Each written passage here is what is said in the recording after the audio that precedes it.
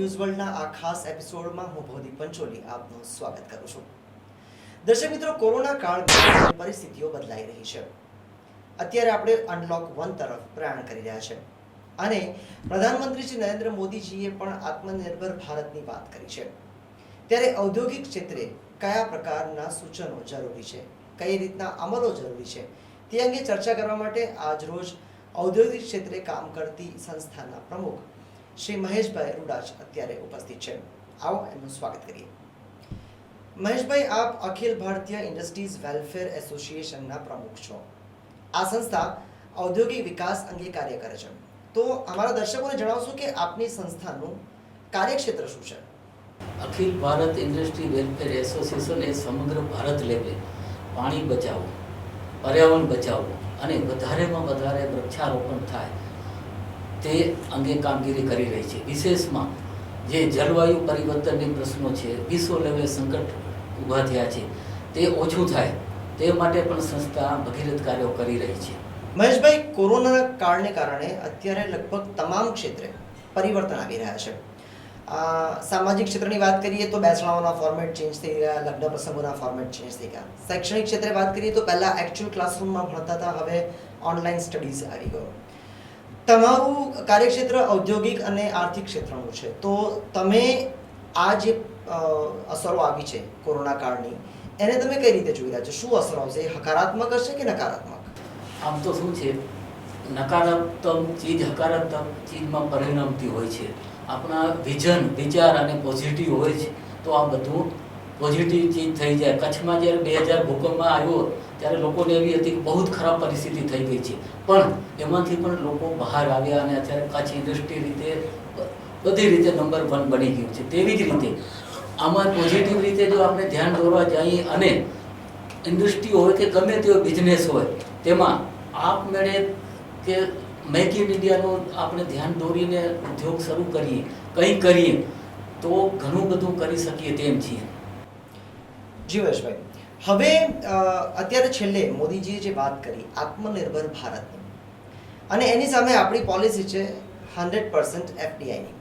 તો એક તરફ આપણે આત્મનિર્ભર ભારતની વાત કરી છે અને બીજી તરફ આપણે વિદેશી કંપનીઓને 100% રોકાણની છૂટ આપી છે. તો એ બંનેની વચ્ચે આપણે બેલેન્સ કેવી રીતે કરીશું? હવે જ્યારે FDIનો પ્રશ્ન છે, FDIમાં તો મુખ્ય એ છે કે જે ભારતમાં રોકાણ કરે છે, ભારતનો મુખ્યત્વે કાચો માલ વપરાતો હોય છે અને ભારતના જ લોકો તેમાં રોજગારી ઊભી મેળવતા હોય છે કે રોજગારી પ્રાપ્ત કરતા હોય છે. તેનાથી કોઈ નુકસાન નથી થતું.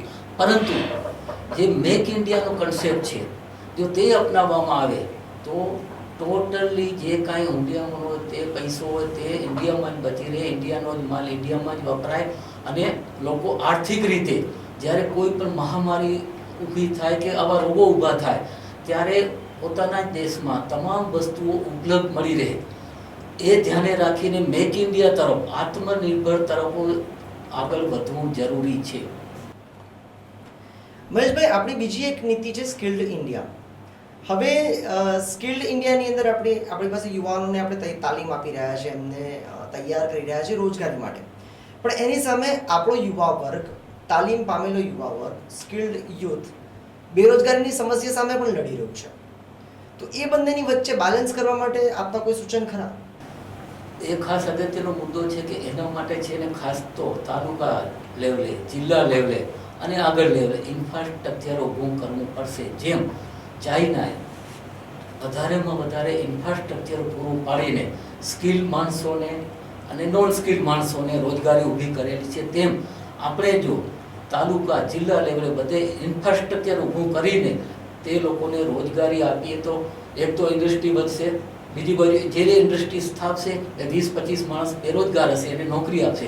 એટલે કે સ્કિલ્ડ માણસ એક મેનેજર તરીકે કે એક કંપનીના સ્થાપક થશે અને જે બેરોજગાર હશે એને નોકરી આપશે. આમ એક માલિક તરીકે પરિણમશે સ્કિલ માણસ. અને નોન સ્કિલ જે છે એ આમ સમજો એની નીચે કામ કરતા થશે. એટલે મેઇન શું છે કે આ ઇન્ફ્રાસ્ટ્રક્ચર જે છે ઊભું કરવાની જરૂર છે. આ બાબતે પ્રાઇમ મિનિસ્ટર સાહેબે પણ જણાવેલું હતું કે ભારતની ઓળખ ઇન્ફ્રાસ્ટ્રક્ચર તરીકે હોવી જોઈએ અને આ ચીજ ન હોય તો આપણે કોઈ પ્રોગ્રેસ કરી શકીએ નહીં. મહેશભાઈ, તમે ઔદ્યોગિક વિકાસની વાત કરી, પણ ઔદ્યોગિક વિકાસની ના રસ્તામાં એક સૌથી વિકટ જે સમસ્યા છે એ છે જમીન સંપાદન. અને જમીન સંપાદનમાં મુખ્યત્વે બે પ્રશ્નો આડે આવતા હોય છે. પહેલું એ છે કે જે ગ્રામજનો છે, જે ખેડૂતો છે, પોતાની જમીનો આપવા તૈયાર નથી. અને બીજો મુદ્દો છે કે કોઈકને કોઈક રીઝનથી, કોઈ કારણથી જમીનોની કિંમતો આસમાનને આંબી રહી છે. એને કારણે ઇન્ડસ્ટ્રીઝને જમીન ખરીદવી પણ મોંઘી પડી રહી છે. તો એ બે વચ્ચે, કારણ કે આપણે વિકાસ તો કરવો જ છે, તો એના માટે આપણે જમીન સંપાદન માટે તમારી પાસે કોઈ સૂચનો ખરા? જો વિકાસ કરવો હોય તો સ્થાનિક ગામો હોય કે જે હોય તાલુકા લેવલે જે ખેડૂતો હોય એને સમજ આપવાની જરૂર છે કે ભાઈ તમારા જ ગામમાં વિકાસ આવે છે, તમારા જ ગામનું ડેવલપમેન્ટ થાય છે, તમારા જ ગામના લોકો રોજગારી પામે છે, તમારા ગામમાં આજુબાજુ જે કાંઈ હશે બેરોજગાર એને રોજગારી મળશે. આ કન્સેપ્ટ સમજાવીએ તો 25%માં જમીન આપી દેવા તૈયાર હોય છે લોકો. પણ ઘણી વખત એવા પ્રશ્નો ઉપસ્થિત થતા હોય છે કે હાઈવે ટ્રેક હોય તો પણ રોડા નાખવા એટલે કોઈ પથ્થર નાખી દેતો હોય છે. આમ સમજ્યા ને? એટલે મેઇન કન્વિન્સ કરવાની જરૂર છે. અને જ્યારે અત્યારે આ કોરોના વાયરસના સમય બાદ ઘણા એવા લોકોએ પણ આગળ આવ્યા છે કે ભાઈ જો અમારા ગામમાં, અમારા તાલુકામાં, અમારા જિલ્લામાં જો આવું ડેવલપમેન્ટ આવતું હોય તો અમે 50%, 25% જમીન તૈયારથી આપવા તૈયાર. એટલે હવે પરિવર્તન આવી ગયું છે. મુખ્ય મુદ્દો એ છે કે લોકોને સમજાવવાનો, કન્વિન્સ કરવાનો. જ્યારે આ પ્રશ્ન આવે છે ને, જ્યારે ઇન્ડસ્ટ્રીયલ એસ્ટેટ બનાવવા આવે છે ત્યારે એક ઘરે તરીકે એ લોકો માને છે કે સરકારને કરે છે અને ઇન્ડસ્ટ્રીયલ એસ્ટેટ સ્થાપે છે. એવું નહીં. આપણે કરી રહ્યા છીએ, સરકાર કરી રહ્યું કે જીઆઈડીસી કરી રહ્યું, એ લોકોના માટે કરી રહ્યું છે, એના ડેવલપમેન્ટ માટે, એ લોકોના આજુબાજુના વિકાસ માટે. કે જો ઇન્ડસ્ટ્રી ત્યાં આવશે તો હજારો માણસોને રોજગારી મળશે અને આજુબાજુનો વિકાસ થશે. આ બાબત જો સમજાવવામાં આવે તો 25% કિંમતમાં લોકો જમીન આપવા તૈયાર છે. મહેશભાઈ, ગુજરાતની જો આપણે વાત કરીએ તો ગુજરાતમાં ઔદ્યોગિક વિકાસ ક્ષેત્રે કામ કરતી સંસ્થા એટલે જીઆઈડીસી. હવે છેલ્લા કેટલાક સમયથી એવું જોવા મળ્યું છે કે જીઆઈડીસીના નવા ઇન્ડસ્ટ્રીયલ એસ્ટેટ્સ નથી બની રહ્યા, અથવા કોઈક કારણસર જીઆઈડીસીની જે પ્રક્રિયાઓ છે એ બધી ધીમી પડી ગઈ છે. એનું તમને શું કારણ લાગે છે? જીઆઈડીસીમાં છેલ્લા વર્ષ 2013 પછી જે ઝડપથી વિકાસ થવું જોઈએ, જે ઝડપથી એસ્ટેટો થતા હતા, તે 2013માં જે કાયદો આવ્યો 4 ટાઈમ્સ, એનાથી થોડું અટકેલ છે. પરંતુ વિકાસ નથી થતા તેનું ઘણા પ્રશ્નો એવા આવ્યા છે કે જીઆઈડીસીમાં ઘણી જગ્યાએ, ધારો કે દહેજમાં એન્જિનિયરિંગ ઝોન છે, ત્યાં લાખો મીટર જમીન ફાળવણી કર્યા બાદ ઉપયોગ નથી થતો. હવે ઉપયોગ નથી થતો તો એના કારણો છે. એ લોકો બહુ પ્રશ્નો સતાવી રહ્યા છે. સમજો એક ગામ હોય, ત્યાં 5 એવા હોય કે જેને લગ્ન થવાની શક્યતા જ ન હોય, અને પછી આપણે કહીએ કે એ 5 લોકોના લગ્ન નહીં થાય ત્યાં સુધી આખા ગામના કોઈ લગ્ન નહીં થાય. આવો પ્રશ્ન ત્યાં ઉપસ્થિત થયો છે. જો એ પ્રશ્ન સોલ્વ કરવામાં આવે અને ઊંડાણમાં જવામાં આવે તો દહેજમાં જે 5 લાખ મીટર જે છે વપરાશ વગર છે તેને જો ચેન્જ કરવામાં આવે, અત્યારે ફાર્માસ્યુટિકલ વાળાની બહુ જરૂર છે, અને ફાર્માસ્યુટિકલ વાળાની જીઆઈડીસીએ એન્જિનિયરિંગ ઝોનમાં સાવલીમાં પણ આપેલા છે પ્લોટો જે ઝીરો પોલ્યુશન કરતા હોય. તો આવા નાના નાના પ્રશ્નો છે, સોલ્વ કરવાથી આ પ્રશ્ન સોલ્વ થાય. અને જે એક અભિગમ સરકારનો ઊભો થયેલો છે કે પ્લોટો વપરાશ નથી એટલે નવું ન કરી, આવું નથી. આ પ્રશ્ન સોલ્વ કરીએ તો ડેવલપમેન્ટ આવે, હજારો લોકોને રોજગારી મળે. ત્યાં હજારો લોકોને રોજગારી 2 કે 3 મહિનામાં મળી શકે એમ છે. કારણ કે ત્યાં ફાર્માસ્યુટિકલ કંપનીઓની બહુ જરૂરિયાત છે, ત્યાં કેમિકલ કંપનીઓની જરૂરિયાત છે. ચાલો કેમિકલને ના નાખો, પણ ફાર્માસ્યુટિકલ જે ઝીરો પોલ્યુશન કરતા હોય તેને એલાઉડ કરવામાં કોઈ મને નથી લાગતું હરકત સરખું. જો આપણે સાવલી એન્જિનિયરિંગ ઝોનમાં જીઆઈડીસીમાં એલાઉડ કરેલા છે તો ત્યાં કરવામાં કોઈ હરકત સરખું નથી. એટલે મૂળ મુદ્દો એવો છે કે હેતુફેર કરીને પણ પ્લોટનો વપરાશ થાય તો કદાચ આપણે વધારે રોજગારી ઊભી કરી શકીએ. ચેન્જ ઓફ પ્લોટ એપ્રુવલ કે ચેન્જ ઓફ પ્લોટ એપ્રુવલ, અને આ થઈ શકે છે, આ ઘણી જગ્યાએ થઈ શકે છે. તેમાં કોઈ સરકારને કોઈ નાણાકીય નુકસાન થતું નથી, વહીવટી પ્રોસિજર કરવી પડતી હોય છે. અને જીઆઈડીસી હંમેશા આ બાબતે સકારાત્મક છે, પોઝિટિવ એપ્રોચ ધરાવે છે. પરંતુ આ બાબત જીઆઈડીસીની ઉચ્ચ લેવલે ધ્યાન દોરવામાં આવે તો તેનું પરિણામ પોઝિટિવ આવે. આ પ્રશ્ન એટલા માટે પેન્ડિંગ હોતો છે કે જે તે પ્રશ્ન જે તે કક્ષાએ રજૂ કરવામાં વિલંબ થાય છે, કે વિલંબ અથવા અસરકારક થતો નથી. જો અસરકારક રજૂ કરવામાં આવે તો જીઆઈડીસીના અધિકારીઓ, ઉચ્ચ લેવલના અધિકારીઓ સક્ષમ છે અને તેનું તાત્કાલિક નિરાણ કરી શકે તેવી કેપેસિટીને સક્ષમ છે. હકારાત્મક મતલબ પોઝિટિવ છે. સાહેબ, આપણે જીઆઈડીસીની વાત કરીએ એટલે સરકારી તંત્ર એમાં ઇન્વોલ્વ થાય અને સરકારી મિકેનિઝમ આખું ઇન્વોલ્વ થાય. શું જીઆઈડીસીનો વિકલ્પ, જીઆઈડીસીના જે ઇન્ડસ્ટ્રીયલ એસ્ટેટ્સ છે એનો વિકલ્પ કોઈ ખાનગી અથવા પ્રાઇવેટ ઇન્ડસ્ટ્રીયલ પાર્ક્સ થઈ શકે ખરા? ખાનગી અને પ્રાઇવેટ જે જીઆઈડીસીનો મુખ્ય પ્રશ્ન એ છે કે જીઆઈડીસીમાં જે લોકો ઇન્ડસ્ટ્રી કરવા આવે છે તેમાં એક એનું માઇન્ડ એવું સેટઅપ થયેલું હોય છે કે ટાઇટલ કરીએ છે. બીજું લોન જવાબ હોય તો તરત કે જીઆઈડીસીની છે, એક સરકારી સંસ્થાની જમીન છે એટલે એને ટાઇટલ કરીએ મળી જાય, એટલે તેમાં વધારે ઇન્ટરેસ્ટ ધરાવતો હોય છે. પણ એવું નથી. તાલુકા લેવલે, જિલ્લા લેવલે નાના industrial park, private industrial park કરવામાં આવે તો પણ વિકાસ શક્ય છે. અને એ ત્યારે જ શક્ય બને જે તે તાલુકાના લોકો ખુદ રસ ધરાવે, જે તે તાલુકાના ધારાસભ્યો રસ ધરાવે, જે તે તાલુકાના સંસદ સભ્યો રસ ધરાવે અને પ્રાઇવેટ ઇન્ડસ્ટ્રીયલ પાર્ક કરે તો તેમાં અંદાજિત 25% જેટલું તો ઇન્ફ્રાસ્ટ્રક્ચરની સબસિડી મળે છે. અંદાજિત સબસિડી મળે છે. તો આમાં કંઈ આ ચીજો કરવામાં ખોટું નથી. આ કરવાથી લાખો લોકોને, સ્કિલ લોકોને રોજગારી મળે એમ છે. અને એટલે અને એનો બીજો પ્રશ્ન એ થાય કે જે લોકો દૂર જાય છે ગામડાઓ છોડીને, એ પણ પરિવર્તન એ પણ એક પ્રશ્ન સોલ્વ થશે. દૂર જવું નહીં પડે. મહિલાઓ હશે તો મહિલાઓનો પણ પ્રશ્ન સોલ્વ થશે. એને સુરક્ષિત રહેશે. પોતાના તાલુકા, પોતાના જિલ્લામાં કામ કરતા હશે તો એની સુરક્ષા વધારે લાગશે. આપણે ઔદ્યોગિક વિકાસની વાત કરીએ એટલે એની સાથે એ જીઆઈડીસીમાં થતો હોય વિકાસ કે પછી પ્રાઇવેટ પાર્ક્સમાં થતો હોય, પણ એની સાથે સંકળાયેલો એક સૌથી અગત્યનો મુદ્દો છે એ પર્યાવરણનું પ્રદૂષણ. હવે આપની જે સંસ્થા છે એ વૃક્ષારોપણ ક્ષેત્રે પણ કામ કરે છે, પાણીના રિસાયકલિંગ ક્ષેત્રે પણ કામ કરે છે. તો ઇન્ડસ્ટ્રીયલ ડેવલપમેન્ટ અને પ્રદૂષણ નિયંત્રણ એ બંનેની વચ્ચે બેલેન્સ કેવી રીતે કરી શકાય એના માટેના કંઈક સર સૂચનો શેર કરો અમારી સાથે. ઇન્ડસ્ટ્રીમાં જે પોલ્યુશન થાય છે તે માટે અમારી સંસ્થા એક બુકલેટ બહાર પાડી છે અને જે તે ઉદ્યોગકારોને મેઇલથી પણ આપે છે. સમજ્યા? બીજું મેઇન જે પ્રદૂષણને રોકી શકે તો એક તો વધારે ને વધારે વૃક્ષો. તો વૃક્ષારોપણ ઉપર અમારી સંસ્થા ભાર આપી રહી છે કે જીઆઈડીસી ઇન્ડસ્ટ્રીયલ એસ્ટેટમાં ધારો કે એક ફેક્ટરીમાં 10 વૃક્ષો રોપો હોય તો અમારું કહેવાનું છે કે ત્યાં 20 રોપો. વધારે ને વધારે વૃક્ષો રોપો. જો વધારે ને વધારે વૃક્ષો હશે તો આ જે હવા છે, દૂષિત હવા છે, દૂષિત હવાને રોકશે.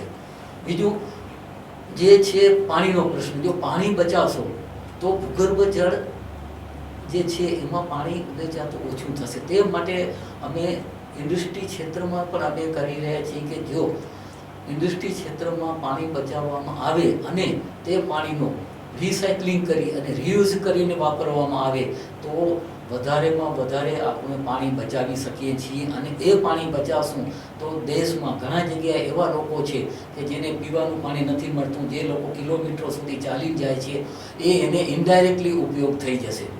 મતલબ કે ટૂંકમાં ઇન્ડસ્ટ્રી ક્ષેત્રે 13% પાણી વપરાય છે આ જે પૂરા દેશનું. તો એ માંથી જો રિસાયકલને રિયુઝ કરવામાં આવે તો પાણીનો બચાવ ઘણા મહદ અંશે બચાવ થશે. અને એ બચાવ થશે તે પાણી બચશે તો દેશના અન્ય નાગરિકોને તે ઉપયોગ થશે. સાહેબ, એ પણ એક વાત છે કે આપણે પાવર ક્ષેત્રે આત્મનિર્ભર થવું છે અને એના માટેના સોલ્યુશન્સની અંદર સોલર ફાર્મ્સ છે કે વિન્ડ ફાર્મ્સ છે, વિન્ડ મિલ્સ છે, એની પણ એક કન્સેપ્ટ અત્યારે માર્કેટમાં ચાલી રહ્યો છે. તો નાના સ્કેલ ઉપર, લોકલ લેવલ પર શું સોલર ફાર્મ્સ અથવા વિન્ડ મિલ્સ ઇન્સ્ટોલ કરીને પાવર જનરેટ કરી શકાય એવા કોઈ પ્રોજેક્ટ વિશે આપ માર્ગદર્શન આપી શકશો ખરા? સોલર પાવર માટે છે ને જે ઘણી સંસ્થાઓ દોડધામ કરી હોય છે, પણ સોલર પાવર માટે ખરેખર જો જે તે ગામના વિસ્તારોમાં જમીનનો પ્રશ્ન આવે છે, મેઇન જમીન મોંઘી પડે છે એ લોકોને, કે જે સોલર પાવરમાં જમીનની વધારે જરૂરિયાત પડે છે. અને તેમાં જમીનનું મોંઘી પડવાનું કારણ એટલે કે ઘણી વખત જતા તો એમ કહે છે કે અહીંયા મોટું સોલર પ્લાન્ટ કે પાવર આવનારું છે, એટલે જે લોકો લાખમાં આવતા હોય એ લોકો 4 લાખ કરી નાખતા હોય છે. પણ પહેલાંથી જ આ જ ગામને કહેવામાં આવે કે ભાઈ અમે તમારા માટે કંઈ કરવા માગીએ છીએ, અમે તમારા માટે આવું એનર્જી કે ડેવલપમેન્ટ થાય એના માટે કંઈ કરવા માગીએ છીએ, તમારા ગામનો વિકાસ થાય એના માટે કંઈ કરવા માગીએ છીએ. તો એ જ લોકો કહે કે આવું સારું થતું હોય તો જે જમીન 4 લાખમાં મળતી હોય 1 લાખમાં આપવા તૈયાર છે. એ આવી રજૂઆતો અમારી સંસ્થા પર ઘણી આવી છે તૈયાર કે આવો કોઈ પ્રશ્ન હોય, આવું કોઈ વિકાસના કામો આવતા હોય તો અમે ધ્યાન દોરજો, અમે જમીનો આપવા તૈયાર છીએ. મહેશભાઈ, કોરોનાનું સંક્રમણ થયું એને કારણે ચીન વિરોધી વાતાવરણ ઘણું બધું સમગ્ર વિશ્વમાં ઊભું થયું છે. હવે પણ છતાં આપણે અને લગભગ આખું વિશ્વ નાની નાની પ્રોડક્ટ્સ માટે, ઘણી બધી પ્રોડક્ટ્સ માટે ચીન ઉપર આધારિત છે. તો આપને શું લાગે છે કે આવનારા સમયમાં આપણે આત્મનિર્ભર ભારતને પ્રોજેક્ટ કરીએ છીએ અથવા બીજી કોઈ પણ રીતે શું આપણે આ પ્રકારની નાની નાની પ્રોડક્ટ્સ માટે ચીનને પરાસ્ત કરી શકીશું અથવા ચીનને મોટી એક પ્રતિસ્પર્ધા આપી શકીશું ખરા? આપણે હાલ જે પ્રશ્ન ચાલી રહ્યો કે ચીનની વસ્તુ નહીં લેવાની, આપણે ચીનના લોકો સાથે વિરોધ નથી, ચીનના લોકો ઉત્પાદન કરે એના સામે વિરોધ નથી, પણ જે હાલ જે ચીનની સરકાર જે પોલિસી બનાવી રહી છે, જે એના અભિગમો છે, એના જે વિચારો છે એના સામે લડત છે. એના કારણે આપણે ચીની પ્રોડક્ટ બહિષ્કાર કરવાનો એક નક્કી કરેલ છે અને એના માટે કરી રહ્યા છીએ. તો આના માટે વિકલ્પ એક જ હોઈ શકે કે મેક ઇન ઇન્ડિયા, કે ઇન્ફ્રાસ્ટ્રક્ચર તાલુકા લેવલે, જિલ્લા લેવલે કરો અને બનાવો. અને એ બનશે તો આપણને ખ્યાલ છે કે દેશના લોકો એટલા સક્ષમ છે, હોશિયાર છે, જો વિદેશોમાં જઈને ઇન્ડસ્ટ્રી શરૂ કરી શકતા હોય દેશના લોકો, આપણા ભારત દેશના, તો સક્ષમ છે કે એ કોમ્પિટિશનમાં આવી શકે, એટલે કે ભવિષ્યમાં માલ ઉત્પાદન કરી શકે અને હરીફાઈમાં આવી શકે.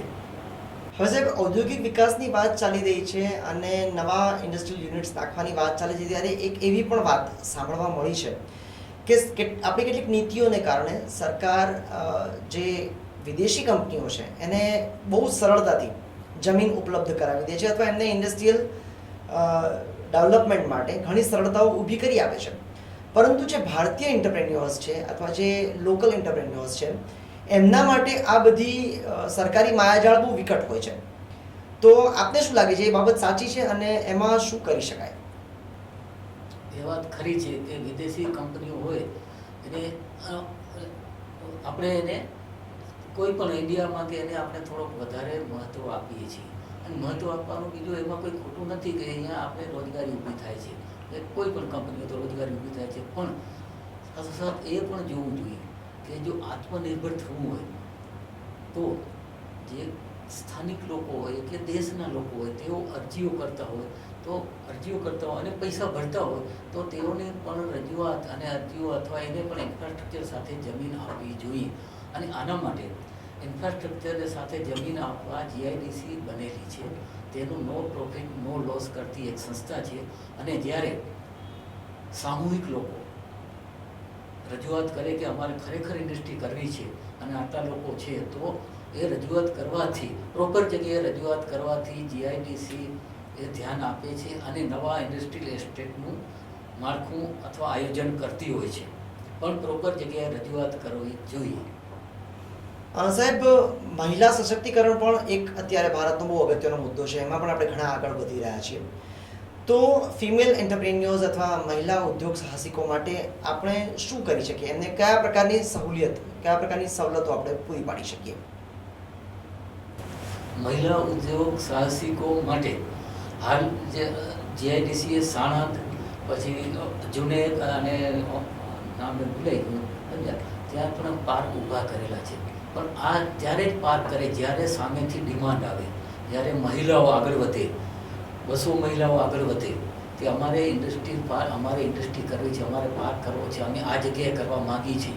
આવી પોઝિટિવ રજૂઆત યોગ્ય સ્થળે જાય તો આવા બાબતે જીઆઈડીસી હંમેશા ઉદ્યોગકારો માટે, મહિલાઓના વિકાસ માટે આગળ વધતી હોય છે અને આ કામો કરતી હોય છે. એટલે જેને પણ જે વિસ્તારમાં, જે તાલુકાઓમાં આવું ડેવલપ કરવું હોય તો એને યોગ્ય જગ્યાએ રજૂઆત આપવી જોઈએ. પણ મારા ધ્યાને એવું લાગે છે કે મારા મંતવ્ય મુજબ કે ગુજરાતના તમામ તાલુકા અને તમામ જિલ્લાઓમાં જે વેસ્ટલેન્ડ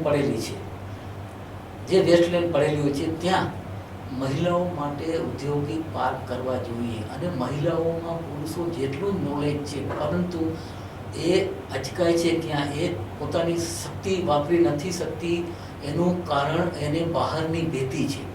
અમુક ભીતિ હોય છે કે બીજા જિલ્લામાં જાઉં, ત્યાં જાઉં તો પોતાને અમુક ડર લાગતો હોય છે, સલામતીનો ડર. આ સલામતીનો ડર જો દૂર કરવો હોય તો એને તાલુકા લેવલે, જિલ્લા લેવલે યોગ્ય સગવડો, માળખાકીય સેવાઓ આપશો તો ભારતમાં મેકિંગ ઇન્ડિયામાં મહિલાઓ પણ પુરુષ જેટલો મેક્સિમમ ફાળો આપી શકશે. અને આ જ્યારે મહિલાઓ જ્યારે આગળ વધશે ત્યારે ડબલ કામ થશે. અત્યારે પુરુષો જ આગળ વધી રહ્યા છે ધંધામાં, બધે પુરુષો જ કરતા હોય છે. પરંતુ જ્યારે જો આ મહિલા ઔદ્યોગિક પાર્ક મહિલાઓના વિકાસ માટે, મહિલા વિકાસ માટે બીજું તો ઘણું થઈ શક્યું છે, પણ એને ઇન્ફ્રાસ્ટ્રક્ચર સાથે કોઈ વસ્તુ નહીં આપવામાં આવે, એને ઇન્ડસ્ટ્રીયલ એસ્ટેટ નહીં આપવામાં આવે, ઇન્ડસ્ટ્રીયલ પાર્ક નહીં આપવામાં આવે તો એ યોગ્ય રીતે પોતાની ક્ષમતા પુરવાર કરી શકશે નહીં. અને આ માટે જો આપવામાં આવે તો ભવિષ્યમાં જે કંઈ આપણે ચાઇનાની ભીતિ અનુભવી છે એ અનુભવીએ તેની ભીતિ દૂર થશે અને આપણે સારી રીતે સક્ષમ થશું હરીફાઈમાં અન્ય દેશો કરતાં. સાહેબ, ઔદ્યોગિક વિકાસની અત્યારે વાત ચાલી ત્યારે કોરોનાના કાળમાં આપણો દેશ એક અલગ જ પ્રકારના મુદ્દા સામે ઝઝૂમી રહ્યો હતો અને એ હતું પ્રવાસી શ્રમિકોનો મુદ્દો. પ્રવાસી શ્રમિકોને આટલું બધી હેરાનગતિ એટલા માટે થઈ કે એમણે કામની શોધ માટે બીજા રાજ્યમાં જવું પડ્યું. તો આ બાબતે આપને કંઈક સૂચનો અથવા આપ કંઈક પ્રકાશ પાડવા માંગશો?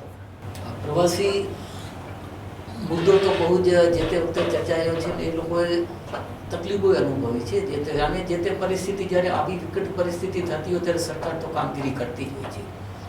એમાં તો આપણે એમ ન કહીએ કે સરકારે ઓછી કામગીરી કરી છે. જ્યારે એ કામ કરતી હોય છે, પણ જ્યારે આવો મુદ્દો હોય છે ત્યારે ગુજરાતમાંથી સમજો કે બહારના રાજ્યોમાં ગયા હોય, પણ જો આવા જે મજદૂરોને જો સ્થાનિક લેવલે જો ટ્રેનિંગ આપી હોય, સ્થાનિક લેવલે ઊભા કરેલા હોય અથવા બહારથી આવેલો હોય અને ઘર મકાન આપે વસાવી દીધેલા હોય તો એ લોકો અત્યારે જે ભાગી જાય છે ન જાય. કેમ કે જે મજદૂર છે એ મેઇન ઇન્ડસ્ટ્રીનું મુખ્ય અંગ છે. એના સિવાય ઇન્ડસ્ટ્રી આગળ ચાલતી નથી. જ્યારે એને ઇન્ફ્રાસ્ટ્રક્ચર એટલે ભાડેથી રહેતા હોય, બહાર રહેતા હોય, ત્યાં રહેતા હોય તો એ ભાગી જવાના છે. તો આપણે એને માટે પણ કંઈ વિચારવું જોઈએ કે જે બહારથી ભાગી જતા રહે છે કે બહારના દે છે તો તેને ઇન્ફ્રાસ્ટ્રક્ચર આપી. ઇન્ફ્રાસ્ટ્રક્ચર એટલે મકાન નાના નાના બનાવી આપતા હોય તો એ લોકો જવાના નથી. બીજું પ્રશ્ન એ છે કે એને લોકલ જે લોકો છે એને પણ આપણે તૈયાર કરવા જોઈએ.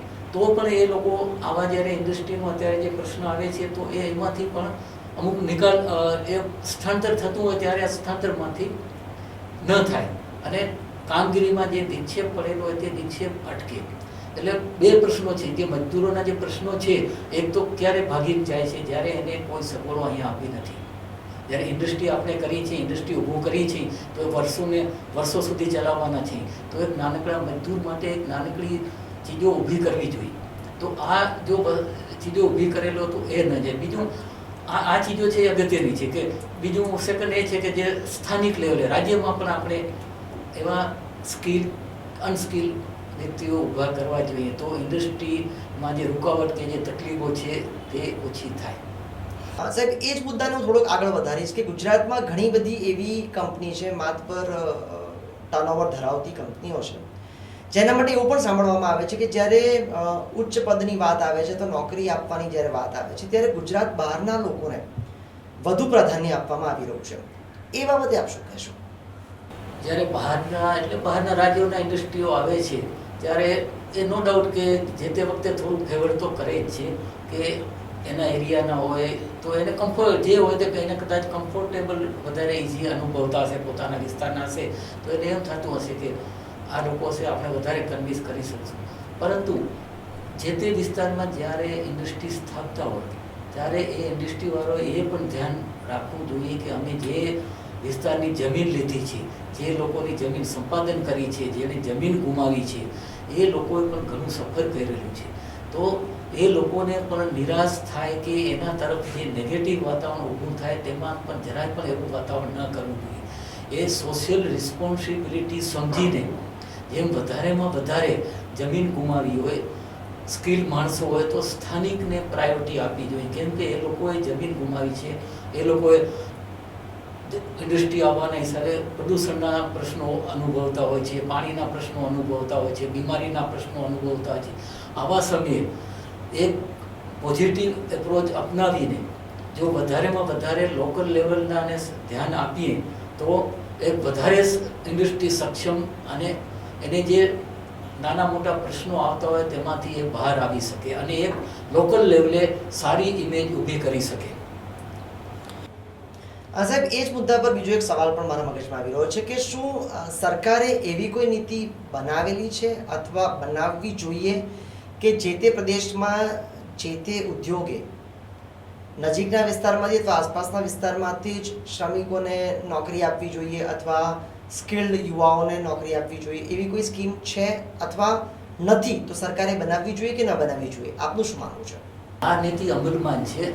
ધારો કે જીઆઈડીસી નો આપો તો જીઆઈડીસીના એગ્રીમેન્ટમાં જોગવાઈ હોય છે કે 80% તમારે નોકરી આપવી સ્થાનિક લોકોને અને ઉપર નાના અમુક આપીએ. જેમ જીઆઈડીનું ઉદાહરણ લીધું એવી રીતે જે મોટી કંપનીઓ આવે છે તેમાં પણ એક એગ્રીમેન્ટ કરવામાં જ આવે છે કે 80% સ્થાનિક લોકોને રોજગારી આપવી અને ત્યારબાદ જે કાંઈ અમુક ટકા બહારનાને રોજગારી આપવી. તો આ રૂલ્સ વર્ષોથી અમલમાં છે.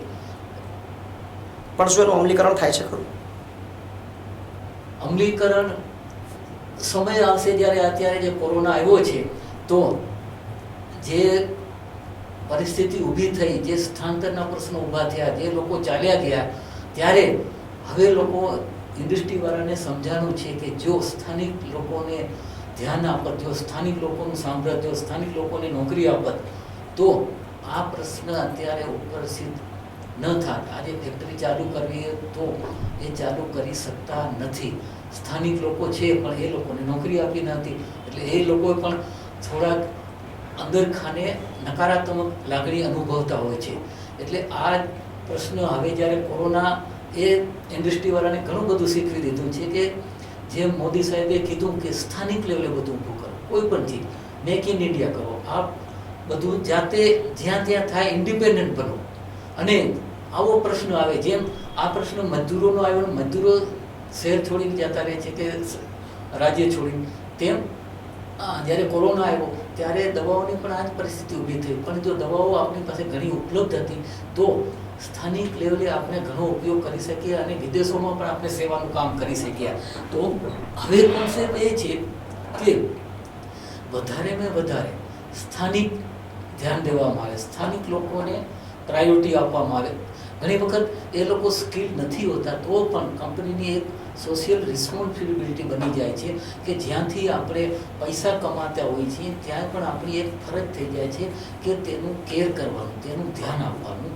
અને આ પરિવર્તન કંપનીઓમાં હવે આવી રહ્યું છે અને એક સોશિયલ રિસ્પોન્સિબિલિટી સમજી અને ધીરે ધીરે આગળ વધી રહેલું છે. કંપનીઓ આગળ હકારાત્મક સોચ છે અને ગુજરાત સરકારે પણ આ બાબતે ઘણી માર્ગદર્શન આપેલું છે. જીઆઈડીસીએ પણ એગ્રીમેન્ટોમાં જોગવાઈ કરે છે. જીઆઈડીસીના ઉચ્ચ અધિકારીઓ પણ આમાં રસ લઈ અને સ્થાનિક લોકોને રોજગારી મળે તેવા વખત પરિપત્રો પણ બહાર પાડે છે. એલોટમેન્ટ લેટરોમાં પણ જોગવાઈઓ કરે છે. એટલે ગુજરાત સરકારનું અભિગમ હકારાત્મક છે. પરંતુ જ્યારે ખુદ કંપની ન વિચારે ત્યારે ત્યારે જ બને જ્યારે એના માથા માટે પડે. એટલે ટૂંકમાં અત્યારે લેબરો મળતા નથી ત્યારે એને હવે સમજાવું કે લોકલ 80% હોય તો આ પ્રશ્નો ઉપસ્થિત ન થાય, લોકલ સ્કિલ માણસો, લોકલ મેનેજર હોય, લોકલ જનરલ મેનેજર હોય તો આ પ્રશ્નો ઉપસ્થિત ન થાય. એટલે સમય શીખવે છે, સમજાય. અને આ કોરોનાએ અત્યારે આપણને ધ્યાન દોર્યું જેમ નદીઓને કેટલું દૂષિત હતી, પાણી દૂષિત હતું, બધું દૂષિત હતું, સમજ ન હતું, પણ સમય આવતા બધું સાફ થઈ ગયું. અને આનો જે પાછળ જે મુખ્ય જે છે ને આ બધું ગંદુ કરનાર એ મુખ્ય માણસનો જ હિસ્સો છે. માનવીય જે હકીકતો છે એ જો થોડુંક પરિવર્તન આવે, સાદગી અપનાવવામાં આવે, દરિયાકાંઠે જાય તો જે નાસ્તો કરે ને કચરો ત્યાં ફેંકી દે, સમજ્યા, આવી ચીજો જે બહાર નહીં આવે અને આવું જરૂરી છે. આ ચીજોમાં ધીરે ધીરે પરિવર્તન લોકોમાં આવી ગયું છે. લોકોમાં સફાઈ તરીકે અભિગમ આવી રહ્યો છે, લોકોમાં પાણી બચાવવામાં આવી રહ્યું છે, લોકો ગંદકી નથી કરતા. પણ હવે વધારે કરવાની જરૂર છે. જો વધારે નહીં આપણે કરવામાં આવશે તો જે જુદી જુદી જાતના લોકો નીકળે છે, કોઈને શ્વાસની તકલીફ હોય છે, કોઈ બાળક હોય તો એમ કહે છે કે એને ભણવામાં યાદ નથી રહેતું. આ બધા પ્રશ્નો છે જલવાયુ પરિવર્તન હિસાબે, ખરાબ હવાના હિસાબે. તો એનાથી બચવા આપણે પર્યાવરણને બચાવવું, પાણીને બચાવવું, વૃક્ષારોપણ કરવું એ આપણો દેશના નાગરિક તરીકે એક ફરજ છે કે જે દેશમાં આપણે જન્મ્યા છીએ તેમાં આપણો એક ફરજ થઈ જાય છે. આપણને કોઈ શીખવે કે સરકાર કહે કે આમ કરો, આપણે સરકારને કોઈ કહેવાનું જરૂર નથી. અમેરિકાના રાષ્ટ્રપતિએ કહેલું હતું, જ્હોન કેનેડીએ, પૂર્વ રાષ્ટ્રપતિ, કે સરકાર શું કરશે એવું ન જોવું, આપણે સરકાર માટે શું કરી શકીએ છીએ. અને આપણે ઘણું કરી શકીએ છીએ કે ટીપે ટીપે સરોવર ભરાય. લોકોમાં જાગૃતિ આવવાની જરૂર છે, લોકોએ જાતે તૈયાર થવાની જરૂર છે, લોકોએ અવેરનેસ થવાની જરૂર છે. અમારી સંસ્થા જે છે પર્યાવરણ બચાવો, પાણી બચાવો, સ્કૂલોમાં બધે અવેરનેસ કરે જ છે કે તમે આનાથી દર્શક મિત્રો, આજે આપણે આ એપિસોડ અંતર્ગત ઔદ્યોગિક વિકાસની વાતો કરી અને એની સાથે સંકળાયેલી એક સંસ્થા અખિલ ભારતીય ઇન્ડસ્ટ્રીઝ વેલફેર એસોસિએશનના પ્રમુખ શ્રી મહેશભાઈ રૂડાત સાથે વાતચીત કરી. દર્શક મિત્રો, આપ સૌ વતી, ન્યૂઝ વર્લ્ડની સમગ્ર ટીમ વતી મહેશભાઈનો ખૂબ ખૂબ આભાર માનીએ છીએ કે જેમણે પોતાના અનુભવના ભાથામાંથી આપણી સાથે કેટલીક વાતો શેર કરી. તો દર્શક મિત્રો, આજનો આ એપિસોડ અહીં આપણે પૂર્ણ કરીએ છીએ. અવનવી વાતો સાથે ફરી મળતા રહીશું. ત્યાં સુધી આપનું ખ્યાલ રાખજો, આપના પરિવારોનું, આપના આસપાસના લોકોનું ધ્યાન રાખજો, સેફટીના નિયમોનું પાલન કરજો અને સુરક્ષિત રહેજો. નમસ્કાર.